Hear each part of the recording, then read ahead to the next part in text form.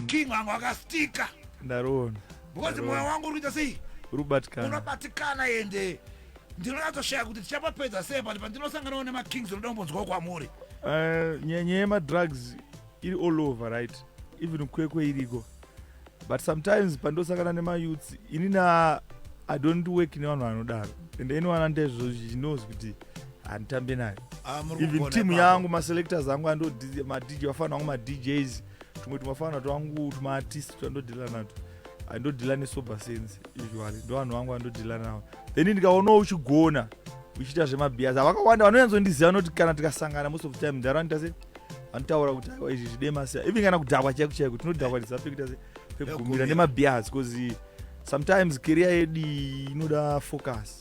Exactly. Focus, tikawanza mafocus pazvinhu zvinoita se tinofamba. Inini I've been there for like 23 years or 20 years or so.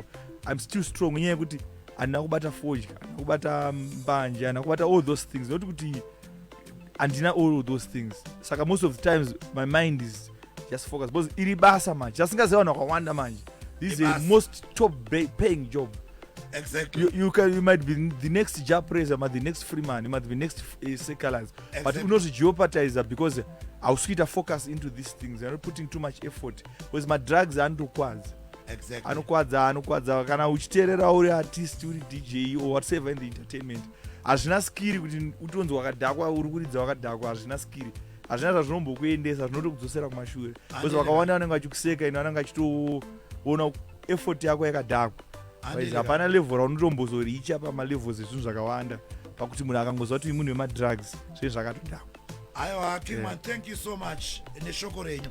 Kingman, namba yenyu kuna vanhu vachida kukura marecordings kana kuti kune masoundman aringachita hatidomboronga vamboya kuchiclash kozinoziva kuti ipapo munopashandira futi hatizive kuti munogona tipowo nhamba yavanokwanisa kukubata here. Nhamba zvandingataura ndokuti mashoko angu 2023 DjFydale ndauya ndine moto. I'm going to work zvemusic 24/7 like ndakazvipira kuti no this year ndaita zvemaworks. Saka vanoda kuita maworks neni munofanira kundibata up 0776 275 440. Nditangidze futi handiti? Yes. 0776 275 440. Ndo namba dzebasa. 0776 275 440. Ndokumbirawo boys vangu vanouya